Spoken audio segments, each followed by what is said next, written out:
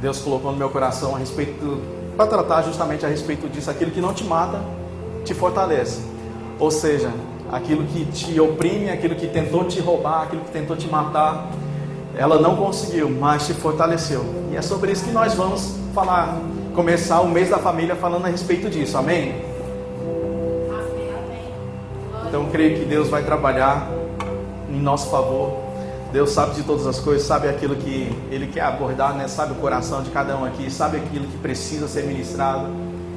Então sempre quando eu vou ministrar, eu sempre busco, eu fico no meu secreto, né? Na minha caixinha do nada, buscando a Deus, buscando aquilo que Ele quer ministrar para a igreja, né? Aquilo que Ele tem para aquele mês.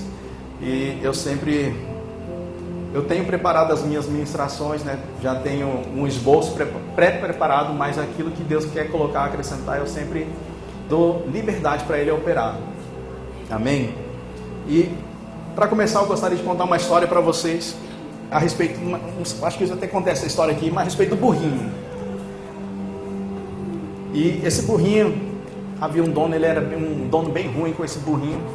E de repente, aquele burrinho estava andando naquele lugar, naquele passo ali, e havia um buraco muito profundo. E aquele burrinho, não vendo aquele buraco, caiu dentro daquele buraco. E ele não conseguia subir porque era muito profundo. E o dono dele viu ele caindo, foi lá ver a situação dele. E quando chegando perto daquele buraco ali, ele viu que não tinha condições de tirar aquele burrinho daquele lugar. E ele comentando com outro rapaz assim do lado, ele falou assim: a única forma é de nós sacrificarmos ele, porque ele vai ficar aí, vai sofrer. Então ele vai ficar chorando, gritando aí, né? Então a melhor forma que a gente pode para aliviá-lo desse sofrimento é enterrando ele. E assim começaram a fazer. Começaram a pegar uma pá, jogar terra, o outro também começou a jogar terra. Foi jogando terra. Aí aquele burrinho olhando aquele monte de terra caindo em cima dele. E ele olhava assim: será que meu dono está fazendo? O que ele está pretendendo fazer, jogando terra em cima de mim? Será que ele quer? E aquele burrinho, a forma que ele entendeu era, ele estava jogando aquela terra para poder ele sacudir. E à medida que aquela terra for caindo, ele pisava em cima e ia subindo gradativamente. Então assim o burrinho fez: meu dono quer me ajudar, então eu vou colaborar também. E cada vez que aquela terra era jogada em cima dele, ele sacudia, aquela terra caía nos pés dele e começava a pisar. E assim foi jogando, ele sacudindo, pisando, até que chegou um ponto onde que ele conseguiu pular para fora. Ou seja, aquilo que era para ser morte para ele, aquilo que era para ser um sacrifício para ele, ele fez daquela situação um trampolim para a vida dele, para ele viver. Amém? Então muitas das vezes situações nos abordam, situações pesadas nos afligem o nosso coração, aflige a nossa vida. A gente olha para os lados e não vê escapatória daquela situação, mas aquilo que não te fez morrer vai fazer você ficar mais fortalecido, ou fez você ficar mais fortalecido. Amém? Eu não sei se vocês sabem, mas no Japão, quando eu fui bem pequenininho para o Japão, fui com a idade do Christian mais ou menos, fui criado no Japão e voltei com 29 anos de idade. Eu não sabia japonês, eu não sabia nem o A, nem para onde vai, nem para onde for, nem para onde fiquei. Então eu era mudo, surdo e de alguma forma cego, porque eu também não sabia ler. Então quando eu cheguei lá, era um analfabeto, era um ser que estava vivendo, sobrevivendo no Japão, uma criancinha, imagine só. E de repente, passou os dias e eu comecei a sofrer bullying. E para quem não sabe, no Japão, as pessoas, os jovens, né, costumam a praticar muito o bullying na escola. Mas eu estava sofrendo bullying da minha professora, porque a professora falava comigo, eu não entendia, ela me pegava, me dava uns tapas, me jogava na cadeira, eu ficava sem entender nada do que estava acontecendo. E eu ficava com medo de contar para meus pais, porque eu não sabia se eu estava fazendo alguma coisa errada de acordo com a lei deles. Então eu ficava na minha, caladinho. Então comecei a sofrer bullying na escola da própria professora.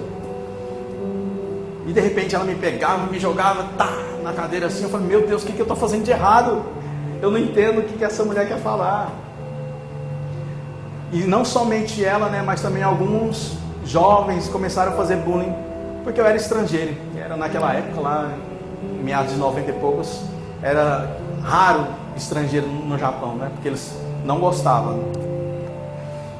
E eu fiz daquilo ali, daquela situação ali, como esse burrinho mesmo. À medida que ia jogando pressão em cima de mim, eu fui aprendendo a me esquivar. Sacudir e a sobreviver em meio àquela situação. Eu não sei se vocês sabem, mas hoje o Japão tem os maiores índices de suicídio. E é justamente o maior suicídio por causa dos bullying, por causa da opressão, da depressão, porque não tem paz, porque os pais passam o dia todo no seu trabalho. Então, quem cria os filhos, na verdade, são o Estado. Então, é um país muito rico, mas ao mesmo tempo muito pobre. E por conta disso, tem muito suicídio. O índice de suicídios lá é enorme. E eu olhava para aquela situação assim, não conseguia contar para meus pais, não conseguia comunicar para saber o que era. E eu comecei a fazer daquilo ali, me fortalecer daquilo ali. Como que eu fiz isso? Ao invés de sofrer a pressão, eu comecei a colocar a pressão. Então eu comecei a me fortalecer. Eu comecei a proteger aqueles que eram mais fracos. E à medida que eu fui aprendendo o idioma, à medida que eu fui conseguindo me comunicar mais, eu comecei a ser o defensor daquele povo mais fraco. Ao ponto de, quando eu tinha ali os 13 anos, eu já era um líder de gangue. Porque as pessoas viam tão um referencial em mim, um referencial que eu digo assim, no sentido assim, de justiceiro, que eles me colocaram como o líder da gangue. Olha só. E à medida que eu fui crescendo, ficando mais velho, eu fui me tornando cada vez mais, me aprofundando cada vez mais no mundo assim, da agressividade, ao ponto de eu liderar grandes gangues lá no Japão. Porque eu aprendi, se eu não me fortalecesse com aquela situação que estava acontecendo, eu ia ser aquela pessoa que ia ser escravizada. Ou seja, aquilo que era para me matar, aquilo que era para me dominar, eu fiz daquilo um trampolim para me poder fortalecer e ajudar outras pessoas que estavam sendo agredidas.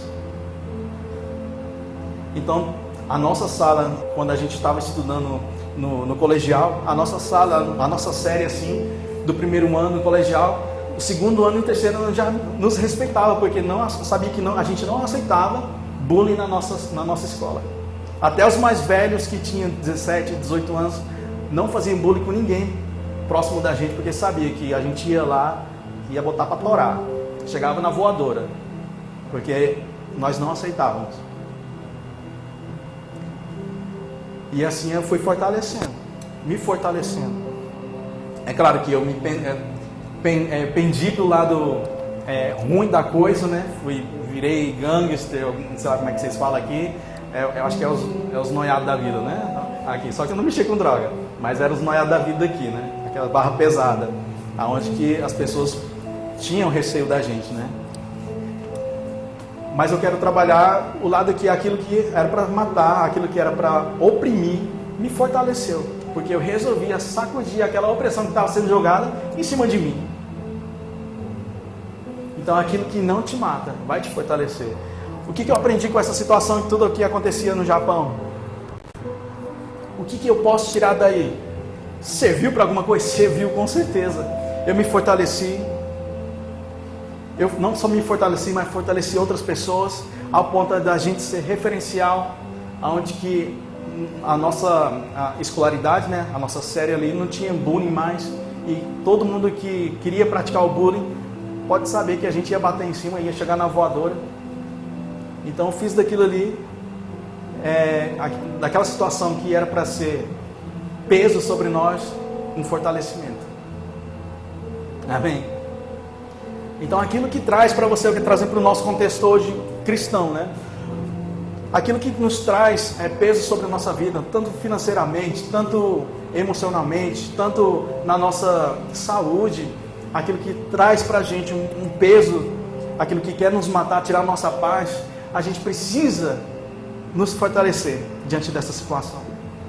Nós precisamos ver, começar a ver. Por isso que nós pregamos tanto aqui, principalmente eu prego muito aqui, para vocês começar a se ver como Deus te vê. Porque à medida que você se vê como Deus te vê, que você consegue ver como Deus te vê, você vai ter um posicionamento diferente. Enquanto você não reconhecer aquilo que realmente você vê fazer aqui na terra, você nunca vai desfrutar de coisas que Deus tem preparado para a sua vida. Você vai sempre colocar você numa situação de vítima. Sempre vitimizando, sempre sendo coitadinho da situação. Não! Se isso está acontecendo comigo, vou me levantar. Não vou aceitar essa situação. Não vou aceitar essa circunstância para mim. Pode vir o que vier, mas eu sei que eu vou vencer. Pode vir o que vier, mas eu sei que eu vou passar por cima. Pode ser qualquer coisa. E isso fez com que eu me fortalecesse. Aquelas coisas que eu passei lá no passado, fez com que eu me fortalecesse hoje, me tornasse no rapaz que eu sou hoje, no homem, no Senhor que eu sou hoje. Porque agora, que situações que levantam contra a minha vida, contra a minha família, eu falei, epa, não é assim não. Vou chamar os anjos aqui e dar voador em você, Satanás. Não é assim não. Vocês entendem? Porque a gente tende a querer nos vitimizar, sempre colocar a gente numa posição de coitadinho. Coitadinho o quê? Nós não somos coitadinhos, não. Nós somos aquelas pessoas que conhecem a palavra de Deus, conhecem a autoridade que nós carregamos, e nós precisamos colocar essa autoridade diante da situação. Seja ela financeira, seja ela na sua saúde, seja ela dentro da sua família, relacionamento, emoções, depressão, tudo isso. Você ganhou, você herdou um nome que está acima de todo o nome, que é o nome de Jesus. Amém?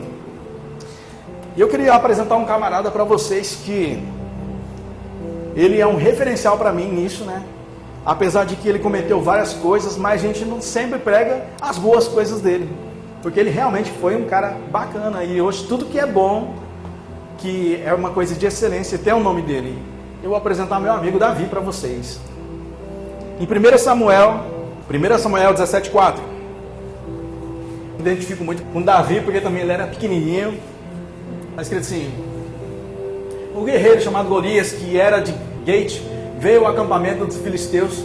Tinha 2,90 m de altura.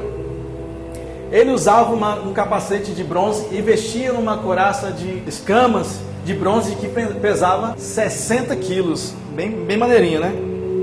E nas pernas usava caneleiras de bronze e tinha uma borda de bronze pendurada nas costas. A haste de sua lança era parecida com uma lanceira de tecelão, e sua ponta de ferro pesava 7,2 kg. Seu escudeiro ia à frente dele. Golias parou e gritou às tropas de Israel: por que vocês estão se posicionando para a batalha? Não sou eu um filisteu e vocês os servos de Saul? Escolha um homem para lutar comigo. Se ele puder lutar e matar-me, nós seremos seus escravos. Todavia, se eu vencer e o matar, vocês serão nossos escravos e nos servirão. E acrescentou: eu desafio hoje as tropas de Israel. Mandem-me um homem para lutar sozinho comigo. Ao ouvirem essas palavras dos filisteus, Saul e todos os israelitas ficaram atônitos e apavorados. Sabe o que é atônito? É estremecido, com medo. Durante 40 dias, o filisteu, ali para o 16, durante 40 dias os filisteus aproximou-se de manhã e de tarde e tomava a posição. 21. Israel e os filisteus estavam se posicionando em linha de batalha, frente a frente. Davi deixou o que havia trazido com os responsáveis pelo suprimento, correu para a linha de batalha para saber como estavam seus irmãos. Enquanto conversava com eles, Golias, o guerreiro filisteu de Gate, avançou e lançou o seu desafio habitual. Já fazia 40 dias. E Davi o ouviu. Quando os israelitas viram o homem, todos fugiram com muito medo. Os israelitas diziam entre si: vocês viram aquele homem? Ele veio desafiar Israel. O rei dará grande riqueza a quem o matar. também lhe dará sua filha em casamento e isentará de impostos em Israel a família de seu pai. 26. Davi perguntou aos soldados que estavam ali ao seu lado: o que receberá o homem que matar esse filisteu e salvar a honra de Israel? Quem é esse filisteu incircunciso para desafiar o exército do Deus vivo? Então, a gente pode ver que Davi era um cara ousado, né? Davi estava ali, foi levar somente os pratos, aquela alimentação para os irmãos deles, mas foi na linha de frente ali para ver o que estava acontecendo, sondar os irmãos se estava tudo bem. E chegando ali, o que esse cara está gritando aí? Aí você perguntou, tem quanto tempo que esse cara está gritando, esse incircunciso aí, esse cara que está afrontando o exército do Deus Altíssimo. Agora eu quero que você seja criativo e, à medida que eu vou falar, comece a criar imagens, um filme dentro da sua cabeça. Ele estava ali na frente ali e vendo aquela situação afrontosa ali com o povo de Israel, porque Davi, ele conseguia se ver dessa forma. Aí a gente tem que voltar lá no passado, um pouquinho atrás, aonde que ele era um adolescente ainda, aonde que ele foi selecionado e escolhido por Deus para ser o rei de Israel. Aonde que, quando Samuel chegou para escolher o rei, para ungir aquele rei, o pai dele trazendo todos os irmãos, né, trazendo os mais bonitos, os mais fortes, trazendo, e Samuel falando: não é esse, não é esse, não é esse. Não é esse. Tem mais algum que você não me apresentou ainda? Ah, tenho aquele, o Davi, o caçula, ó, é um adolescente ainda. Onde que ele está? Trabalhando. Agora eu fico me perguntando, cadê esse? Porque esses caboclos que eram fortes, robustos, bonitões, adultos, estavam sem fazer nada. Ou seja, Deus escolhe aquele que está trabalhando. E uma coisa que eu tenho provado é que Deus chama aquelas pessoas que estão sempre ocupadas. Aquelas pessoas que estão à toa, Deus não chama. Deus sempre vai colocar para você assumir alguma coisa, alguma responsabilidade, trabalhar na obra dele, quando você está mais apurado, quando você está mais com coisas na cabeça para fazer, situações aí. Porque ele não chama desocupados. Amém? Ou seja, naquele momento aqui, era para aqueles rapazes estar na guerra, trabalhando, fazendo qualquer outra coisa. Eles estavam lá, sem fazer nada. Mas Davi, o caçula, aquele que ninguém dava nada para ele, estava ali, trabalhando, cuidando das ovelhas. Chame ele então. Samuel pediu para chamar ele. E quando ele avistou aquele rapaz franzinho que ninguém dava nada, nem seu pai dava credibilidade para ele. É esse. O improvável. Sabia que muito tempo da minha vida eu me via como Davi, porque eu era aquele improvável, a ovelha negra da família, aquele que sempre deu trabalho, aquele que sempre fez coisas erradas, aquele que sempre estava ali fazendo coisas e situações erradas. O improvável. E eu me via dessa forma também.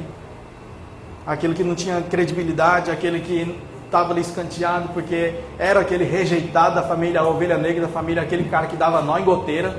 Era esse, era eu. Quando você menos espera, dos mais improváveis. Talvez você não consiga se enxergar como Deus te vê nesse momento, mas pode ter certeza, Deus está olhando para você. Deus está olhando para a sua vida. Deus está olhando aquilo que você está fazendo. Você não está nesse mundo aqui à toa. Você nasceu com um propósito. De propósito, você foi escolhido. Então, mesmo que você talvez não consiga se ver, se enxergar como Deus te vê nesse momento, mas te permita dar uma oportunidade para você mesmo, que você vai desfrutar de coisas grandiosas em Deus. Amém? O improvável. Davi era o improvável. Vamos voltar aqui. Davi perguntou aos soldados que estavam ali ao seu lado: o que receberá o homem que matar esses filisteus e salvar a honra de Israel? Quem é esse filisteu incircunciso para desafiar o exército de Deus? Davi tinha essa convicção de quem ele era. Repetiram a Davi o que havia comentado e lhe disseram: isto é o que receberá o homem que matá-lo. Quando Eliabe, o irmão mais velho, ouviu Davi falando com os soldados, ficou muito irritado. com ele e perguntou: por que você veio até aqui? Com quem deixou aquelas poucas ovelhas no deserto? Sei que você é presunçoso e com o seu coração é mau. Você veio só para ver a batalha. Mais uma vez, tirando todo o crédito de Davi, querendo menosprezar aquilo que ele era. O que você está fazendo aqui? Você só veio ver a batalha e curtir? Você não tem que ir trabalhar, não? Olhar as ovelhinhas que estão lá no pasto do pai, não? É isso que o irmão dele está falando. E disse Davi: o que fiz agora? Será que não posso nem mesmo conversar? Ele então se virou para o outro e perguntou a mesma coisa. E os homens responderam-lhe como antes. As palavras de Davi chegaram aos ouvidos de Saul. Olha só, as palavras de Davi chegaram aos ouvidos de Saul, que o mandou chamar. Aquilo que ele estava perguntando para as pessoas, para os soldados que estavam ali, chegou ao ouvido de Saul, o rei Saul. Será que ele foi insistente? Ou será aquele rapazinho franzinho, aquele jovem que estava ali, que não tinha experiência, falando coisas ali, o que vai acontecer, quem vai ganhar e tal. Será que ele não era ousado naquilo que estava falando? Convicto naquilo que estava falando? Rapaz, vocês estão aqui parados, o que vocês estão fazendo aqui? Esse cara afrontando o exército de Israel, o exército de Deus, e vocês aqui parados, vamos fazer alguma coisa. Eu creio que ele estava fazendo alguma coisa assim, que é ao ponto de chegar ao ouvido de Saul. Porque ninguém ia dar credibilidade para um jovem que estava ali, sem experiência nenhuma. Ou a persistência dele, a convicção daquilo que ele estava falando, transmitiu aquilo que estava no coração dele. A convicção de quem ele era estava impregnada nele. A convicção de quem ele é estava impregnada tanto nele, ao ponto dele conseguir alcançar o coração do rei. Tragam aqui, 32. Davi disse a Saul: ninguém deve ficar com o coração abatido por causa desses filisteus. Teu servo irá lutar contra ele. Olha só que ousadia. Teu servo irá lutar contra ele. Não, Saul, eu não estou falando aqui para brincadeira não, que eu estou aqui, eu sei o que eu estou fazendo aqui. É tanto que Saul respondeu: você não tem condições de lutar contra esse filisteu. Você é apenas um rapaz e ele é um guerreiro desde a mocidade. Davi, entretanto, disse a Saul: teu servo toma conta das ovelhas de seu pai. Quando aparece um leão ou um urso e leva uma ovelha do rebanho, eu vou atrás dele, atinjo-o com golpes e livro a ovelha de sua boca. Quando se vira contra mim, eu o pego pela juba, atinjo-o com golpes até matá-lo. Teu servo é capaz de matar tanto um leão quanto um urso. Esse filisteu incircunciso será como um deles, pois desafiou o exército do Deus vivo. Ali ele não está falando, já está falando com tanta ousadia que ele está falando: olha, eu sei o que eu estou fazendo, o que eu quero fazer. Eu cuidava das ovelhas, mas quando vinha um leão, quando vinha um urso, eu ia contra aquela situação. Ao ponto de matar, pegar aquele leão pela juba e matar ele. Vinha um urso e eu matava, resgatava minhas ovelhas, mas não deixava ir por isso não. Ou seja, aquilo que ele fazia no bastidor, aquilo que ele fazia no oculto, onde que ninguém estava vendo, onde que ninguém dava credibilidade para ele, é o lugar onde que ele cresceu, onde que ele desenvolveu, onde foi a desenvoltura dele, foi onde foi o crescimento dele. Então não menospreze os pequenos começos na sua vida. Não menospreze aquilo que você está passando nesse momento. Talvez você se vê aqui no louvor, aqui, talvez você vê como dirigente, talvez você vê limpando a igreja, fazendo alguma coisa, coisas pequenas para Deus, mas é isso que está forjando o seu caráter. É isso que está fazendo você vencer a cada dia que passa. Como é que você quer derrotar um gigante se você não passou nem pelo leão, nem pelo urso? Então os bastidores que vai fazer, vai forjar o seu caráter. Foi no bastidor que eu cresci, desenvolvi, onde que meus pais não estavam do meu lado, porque eu tinha medo de falar. Foi onde que forjou o meu caráter, fez com que eu me tornasse um cara bravo, um cara que era marrento, onde que eu via a outra pessoa encarando eu do outro lado da rua, eu atravessava e perguntar: o que você está olhando para mim? Não estou falando para você fazer isso, estou falando assim na ousadia que aquilo ali, aquela situação fez com que eu vivenciasse. Não vai encarar as pessoas e falar: quem que está olhando para mim? Não, pelo amor de Deus. Amém. É nos bastidores que vai fazer você desenvolver. É nos bastidores. Então não menospreze os pequenos começos. Ah, mas uma igreja que está crescendo agora, uma igreja que está desenvolvendo agora, poucas pessoas, é justamente isso que vai levar você a um crescimento. Pastor, mas eu estou cansado, eu faço tantas coisas, eu estou em tantos departamentos, mas é isso que vai fazer você desenvolver, é isso que vai fazer você crescer, é você se dando a oportunidade de crescer. Lembra que a gente não pode pular etapas na nossa vida, são etapas que nós precisamos passar, e aquilo que não vai te matar vai te fortalecer, e pode vir o que vier, quando vier de frente com você, você sabe que você vai passar por cima, como um caminhão, como uma Scania na BR, nada pode parar na sua frente, você vai passar por cima da situação. Nós estamos criando, pessoal, nós estamos criando uma igreja forte, uma igreja ousada, uma igreja onde que vai bater de frente com as coisas e vai passar por cima. Não estou falando passar por cima de pessoas não, mas estou falando passar por cima de situações. Nós não fomos chamados para aquela primeira onda que vem nos derrubar, nos enfraquecer não. Nós estamos preparando pessoas fortes, irmãos em Cristo Jesus fortes, para poder suportar toda a pressão. E quanto mais pressão você sofre, mais pressão é colocada em você, mais você tem que se fortalecer. Você coloca de volta a pressão na pressão. Não aceite a pressão oprimir você tanto ao ponto de você esmorecer. Se a pressão está vindo sobre você, bota a pressão na pressão. Satanás está colocando pressão em cima de você, está em cima de você. Rapaz, você não tem autoridade para ficar em cima de mim, não. Eu vou ficar em cima de você. Eu sei quem eu sou. Eu sei a convicção. Eu tenho a convicção de quem me chamou. Eu tenho a convicção de que eu vou cumprir aqui na terra. Aleluia. E Davi tinha essa convicção. Então quando ele viu aquela situação diante de Golias lá, afrontando aquele povo de Israel, aquele exército de Israel, a gente conta essa história, mas a gente só fica focado de frente com Golias e Davi, né? Só fica, mas havia um exército enorme de milhares e milhares de pessoas atrás deles. Então quando Davi via aquele gigante lá, não havia somente o gigante ali, mas um exército filisteus que estava ali. Milhares de pessoas, milhares de homens ali, com a sua espada, com o seu escudo, com as suas lanças. Pronto para qualquer comando, ele estava ali pronto para ir de frente com Davi. Mas Davi é esse jovem que estava ali na frente, na linha de frente, se colocou nessa posição na linha de frente, e falou: quem que é você que está colocando essa pressão aqui sobre o povo de Israel? Quem é você, seu incircunciso? Quem é você? E quando ele respondeu para rei Saul, ele não falou o seu exército, ele falou o exército do Deus vivo. Ele sabia quem ele era, ele sabia que não era exército do rei Saul, mas sim um exército do Deus vivo. Aleluia!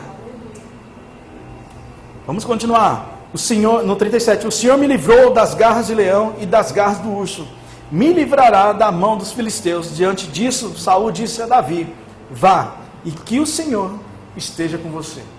Ou seja, ele colocou, ele era tão convicto daquilo que ele era, Davi o convenceu, o próprio rei, que deu a credibilidade para ele lutar, porque quem perdesse ia ser escravo um do outro.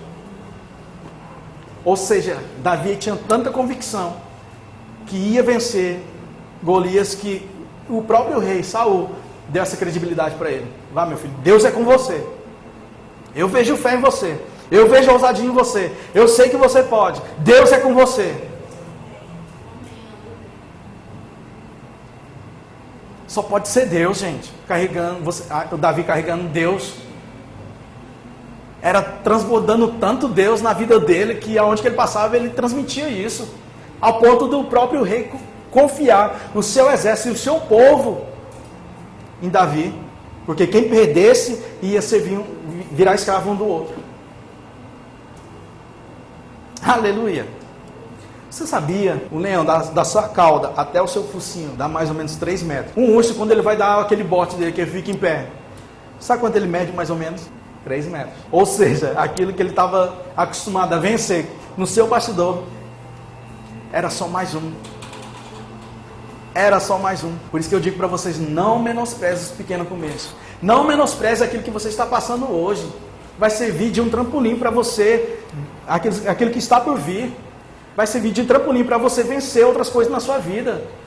Vai servir de trampolim para você vencer o Golias que apresenta na sua vida, o gigante que vem diante de você. Se você venceu no passado, vai vencer, com certeza vai vencer no futuro também. Porque Deus é com você. Deus é conosco. Deus é conosco. Aleluia! Então não se isenta de passar por pressões. Não se isente de passar por pressões. Por mais que essas pressões venham te assolar, por mais que essas pressões venham querer te tirar a sua paz, você tem que ter a convicção de Davi, essa convicção de saber quem você é em Deus, aquilo que você carrega, serve de quem? Do Deus vivo, do Deus Altíssimo. Aleluia! Então Saul vestiu Davi com as suas próprias túnicas, colocou-lhe uma armadura e um capacete de bronze na cabeça. Davi prendeu sua espada sobre a túnica e tentou andar, pois não estava acostumado com aquilo. Disse a Saul: não consigo andar com isso, pois não estou acostumado. Assim tirou tudo aquilo. E em seguida pegou seu cajado e escolheu no riacho 5 pedras. Fala comigo, 5 pedras lisas. Colocou-as na bolsa, isso é, no seu alforje, naquela bolsinha de pastor, e com sua atiradeira na mão, aproximou-se do filisteu. Enquanto isso, o filisteu com seu escudeiro à frente, vinha aproximando de Davi. Olhando para Davi com desprezo, viu que era só um rapaz, ruivo e de boa aparência, e fez pouco caso dele. E disse a Davi: por acaso sou cão, para que você venha contra mim com pedaços de pau? E o filisteu amaldiçoou Davi, invocando seus deuses, e disse: venha aqui e darei uma carne para as aves do céu e os animais do campo. E Davi disse ao filisteu: você vem contra mim com espada, com lanças e com dardo, mas eu vou contra você no nome do Senhor dos Exércitos, o Deus dos exércitos de Israel, a quem você desafiou. Olha a convicção. Hoje mesmo o Senhor o entregará nas minhas mãos, e eu o matarei, e colocarei a sua cabeça. Hoje mesmo darei os cadáveres do seu exército filisteu, as aves do céu e os animais selvagens, e toda a terra saberá que há Deus em Israel. Aleluia! Olha, veja bem aquilo que Davi está falando nesse versículo aqui de 45. Tudo aquilo que ele ia fazer com Golias, ele já estava falando. Ele já estava falando. Lembra isso alguma coisa? A declaração que você fala, tudo que sai da sua boca se torna realidade, porque é um decreto. Aleluia! Todos os que estão aqui saberão que não é por espada ou por lanças que o Senhor vence a vitória, pois a batalha é do Senhor, e Ele entregará todos vocês em nossas mãos. Quando o filisteu começa a vir na direção de Davi, escorreu depressa na direção da linha de batalha para enfrentá-lo. Retirando uma pedra de seu alforje, ele o arremessou com a atiradeira e atingiu o filisteu na testa, de tal modo que ela ficou encravada e ele caiu com o rosto no chão. Conseguiu imaginar? Davi estava ali, diante daquela situação, daquele filisteu, de Golias, daquele gigante ali, mas ele via como um prêmio, só mais um que eu vou passar por cima, é só mais uma situação que está se levantando, mas ele não está desafiando um exército qualquer, ele está desafiando o povo de Deus. E eu digo hoje para você, quem você é? Você não é um povo de Deus? Você não é escolhido de Deus? Então nós precisamos apresentar para os nossos inimigos justamente isso. O que você está desafiando? Quem você está botando pressão? Você não sabe que eu sou filho de Deus? Você não sabe que você está lidando com um povo escolhido? E o interessante é que Davi ele começou a falar para aquele filisteu, para aquele Golias lá, como se fosse um cachorro mesmo, um coitadinho. Hoje mesmo eu vou cortar sua cabeça, hoje mesmo eu vou derrubar você, vou pegar todo o seu exército aí e vai ser de comida para os bichos. Ele começou a falar. Lembra que quando a gente tem que ter fé, que a gente precisa falar? Porque a fé é uma certeza. Aleluia! E fica com isso aí. Ele escolheu quantas pedras? 5 pedras. Assim Davi venceu o filisteu com uma atiradeira e uma pedra, sem espada na mão. Ele derrotou o filisteu e o matou. 51. Davi correu e se pôs de pé sobre ele e, desembanhando a espada do filisteu, acabou de matá-lo, cortando-lhe a cabeça com ela. Aleluia! Quando os filisteus viram que seu guerreiro estava morto, recuaram e fugiram. Então os homens de Israel e de Judá deram um grito de guerra e perseguiram os filisteus até a entrada de Gate e até as portas de Ecrom. Cadáveres de filisteus ficaram espalhados ao longo das estradas de Saarim até Gate e Ecrom. Quando os israelitas voltaram da perseguição aos filisteus, levaram tudo o que havia no acampamento deles. Davi pegou a cabeça do filisteu, levou-a para Jerusalém e guardou as armas do filisteu em sua própria tenda. Quando Saul viu Davi avançando para enfrentar o filisteu, perguntou a Abner, o comandante do exército: Abner, quem é o pai daquele rapaz? Abner respondeu: juro por tua vida, ó rei, que eu não sei. Quem era Davi? Ninguém conhecia Davi. Era aquele escanteado, era aquele que estava lá oculto, que ninguém dava credibilidade, aquele franzinho, aquela pessoa que ninguém dava crédito nenhum. Mas Davi carregava uma coisa, que era a convicção. A convicção daquilo que ele era, aquilo que ele foi chamado, aquilo que ele foi ungido para ser. Aleluia! E até o ponto dele fazer todas essas coisas, ele não ficou falando: eu fui ungido como rei, não. Ele estava ali no bastidor servindo, trabalhando, cuidando das ovelhas. Ele estava ali lutando contra os leões e ursos, o que foi fortalecendo ele cada vez mais, até o tempo oportuno. E quando viu aquela situação, a promoção chegou. A promoção chegou. Ou seja, aquilo que te oprime, aquilo que bota pressão em você, é aquilo que vai levar você a ser promovido. Porque Deus, ele reverte maldição em bênção. Então não ache que você é um coitadinho, que você está passando por situações, depressões, coisas estão assolando você, porque isso aí vai ser só um trampolim para você vencer e esfregar na cara do inimigo que você pertence ao exército do rei vivo, do Deus vivo. Aleluia!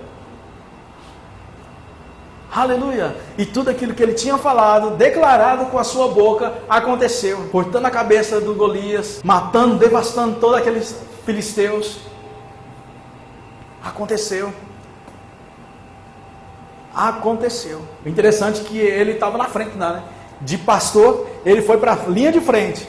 Aí quando Saul viu ele: rapaz, quem que é aquele cara que está na linha de frente ali indo? Ele não era só um pastor, cuidador de ovelhas, um menininho, não sei o queinho, um bonitinho, um galeguinho, um doninho, que ninguém dava nada. De repente, aquilo que estava forjado dentro deles veio à tona. Ele estava de frente da linha, lutando contra os filisteus.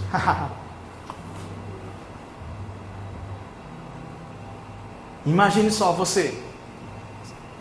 Imagine só você numa situação dessa, numa guerra dessa. Palestina, Hamas, quando você lá em Israel, está acontecendo isso. Será que a gente tinha essa ousadia de nos ver em linha de frente ali? Será que a gente está preparado para isso? É uma boa oportunidade para a gente pensar. Será que eu estaria pronto para guerrear com o povo de Deus? Será que eu teria ousadia o suficiente para estar ali? Se Deus falasse no meu coração, eu estaria pronto para ir de frente contra aquele povo que está ali oprimindo o povo de Deus? É o que está acontecendo agora. Estou esperando um Davi se levantar naquele meio. Ou será que é você? Ou será que sou eu? Aleluia! Aí você pode perguntar assim: pastor, mas se Davi, vamos parar para pensar, se Davi, ele era um rapaz de fé, falava aquilo que ele queria ver que acontecesse, um cara ousado, que tinha convicção daquilo que ele ia fazer, por que ele escolheu 5 pedras? Já parou para pensar? Acho que Davi escolheu 5 pedras, porque se errasse a primeira, ia dar tempo para pegar outra para lá tacar, não é? Geralmente a gente pensa isso. Mas quando você vai estudar 2 Samuel ali para frente, você vê que havia mais. Ao todo eram 5 gigantes. Ou seja, ele foi preparado para matar os 5 com uma pedrada só. Você sabia disso?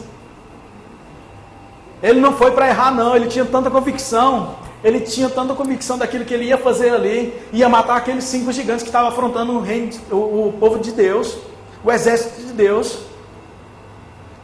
Uma pedra para cada um, na testa. Aí quando Golias caiu, morreu, ele foi, cortou a cabeça, os outros lá fugiram, com medo. Porque ele tinha convicção. Aquele rapazinho, aquele para que ninguém dava nada, que ninguém sabia de onde que era aquele rapaz, o menos improvável, que saiu lá de Ananindeua, lá da Cidade Nova, o improvável, fez a revolução. Aleluia! Fez a revolução porque acreditava em Deus, porque sabia pelo aquilo que foi chamado, sabia do seu chamado, convicção do seu chamado, convicção de quem carrega, de quem o chamou, de quem o convocou. Aleluia! Então pare de pensar como um coitadinho e comece a se ver como um gigante. Comece a se ver com ousadia, comece a se ver grande. Para de lamentar, para de achar que você é uma pequena poeira no deserto. Para de achar que você é pequeno diante dos olhos de Deus, que você é só mais um. Não, você é a pessoa. Você é o escolhido, você é a pessoa certa. Deus, ele não comete erros. Deus não comete enganos. Você foi escolhido sim, desde o ventre da sua mãe. Cabe a você se posicionar. Não é clichê que a gente fala que você tem um chamado, não. Então por que você tem essa digital na sua mão? Só você tem. Dentro de milhões de pessoas, 7 bilhões, né, mais ou menos, só você tem essa digital. Já parou para pensar nisso? Deus não comete erros. Deus não comete erros. Deus não se engana. E cabe a gente nos posicionar diante dos gigantes. Amém? Vocês estão entendendo? Então não menospreze os pequenos começos. Não menospreze aquilo que Deus confiou na sua mão. Não menospreze o chamado que Deus colocou você. Não menospreze o chamado que Deus confiou nas suas mãos. Não menospreze. Porque quando você menos esperar, quando você estiver fazendo a coisa certa, na hora certa, da maneira certa, Deus vai te promover. Deus vai te promover. Aleluia.